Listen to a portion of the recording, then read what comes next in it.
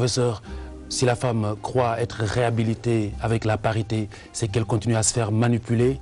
Absolument. Si véritablement le sort de la femme doit être décidé dans des institutions parlementaires ou je ne sais quoi. Mais ça veut dire, comme je vous ai dit, qu'il y a une substitution grave. Il y a même une perversion grave. Vous êtes en train d'être dans la position de quelqu'un qui est discriminé, de quelqu'un qui est stigmatisé. Or, dans nos sociétés khalifa, aucune religion, qu'elle soit islamique, chrétienne et judaïsme, n'enseigne la stigmatisation et le rejet de la femme. Ça veut dire quoi? C'est une querelle sans objet. Ça veut dire qu'il y a beaucoup de gloses autour d'un concept, mais malheureusement, encore une fois, ça n'a aucune emprise réelle. Le féminisme est une invention de femmes qui ne sont pas suffisamment femmes.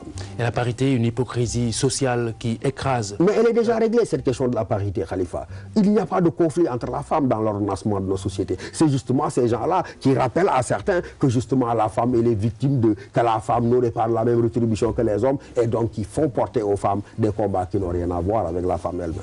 Contre-productif? Contre-productif de mon point de vue. C'est une glose des intellectuels. Mais en réalité, c'est un débat qui n'a absolument aucun enjeu. En tout cas, pour les sociétés dans lesquelles nous vivons. Parce qu'encore une fois, dans nos religions, dans nos valeurs les plus traditionnelles et dans nos croyances les plus profondes, il n'y a pas de discrimination dont la femme puisse être l'objet.